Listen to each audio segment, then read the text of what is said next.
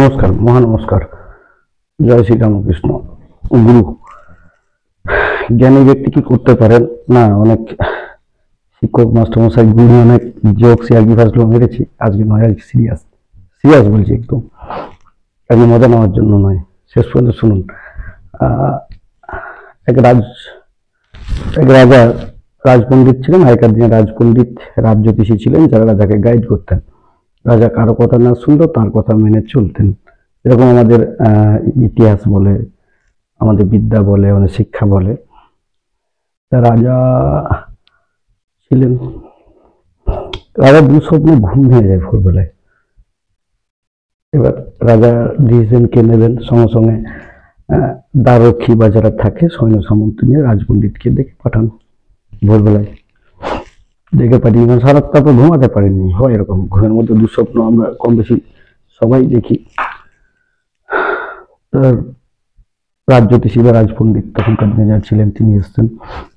রাজা এত ভোরে তলব বা এরকম দুঃস্বপ্ন দেখেছি, ঘুম ভেঙে গেছে, আর স্থির থাকতে পারছি না, আপনাকে জানাতে হবে, আমি কি করব? গাইড করেন তো গুরু, রাজপণ্ডিত ব্যক্তি তো। উনি কি স্বপ্ন দেখেছেন? কালকে রাত্রে স্বপ্নে ধনদেবী এসেছিলেন, ধনলক্ষ্মী ধনদেবী এসেছিলেন, আমাকে বার্তা দিয়ে গেছেন আমি ভিখারি হব।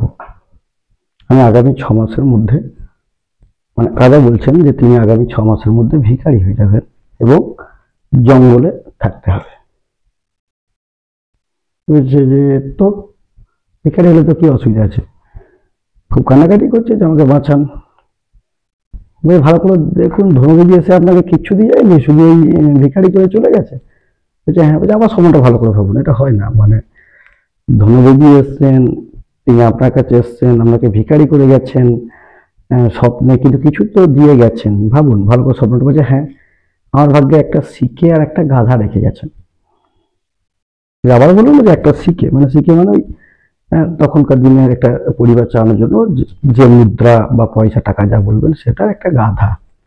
চলুন, বলছি যখন আপনাকে যেতে হবে আমাকেও যেতে হবে, আমি আবার আপনাকে রাজা বানিয়ে দেবো। রাজা ভাবছে ইয়ার কি মারছে, যেটা হয় আর কি। ঠিক আছে, ধনদেবীর কথা মতো 6 মাস পরে রাজ্য আক্রমণ হয়, রাজা যুদ্ধে হেরে যান, তার রাজত্ব চলে যায়। রাজা, রানী, রাজা মশাই, রানীমা আর রাজপুত্র ও রাজপণ্ডিত, এই 4 জনকে কিন্তু জঙ্গলে ছেড়ে দিয়ে আসা হয়। বন্দি অবস্থায় ওখানে গিয়ে মুক্ত করে দেওয়া হয়। রাজত্ব সব চলে গেছে। ঠিক আছে, বাবা কি করে রাজা করবেন?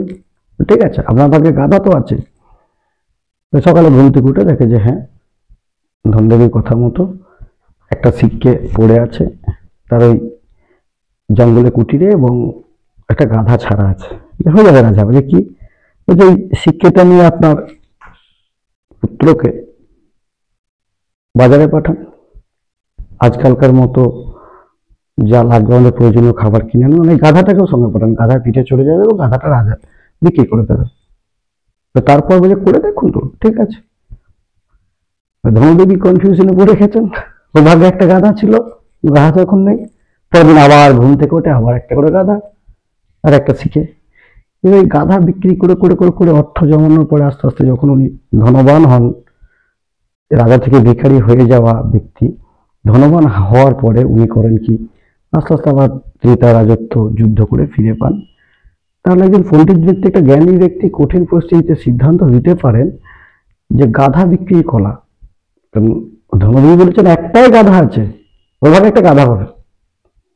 এবার বলেননি, তারা গাধা যখন বিক্রি করে দিচ্ছে তাহলে কনফিউশন করেছেন, আবার তাকে সকালে গাধা দিতে হচ্ছে। নমস্কার, ভালো থাকুন, প্রত্যেককে নমস্কার।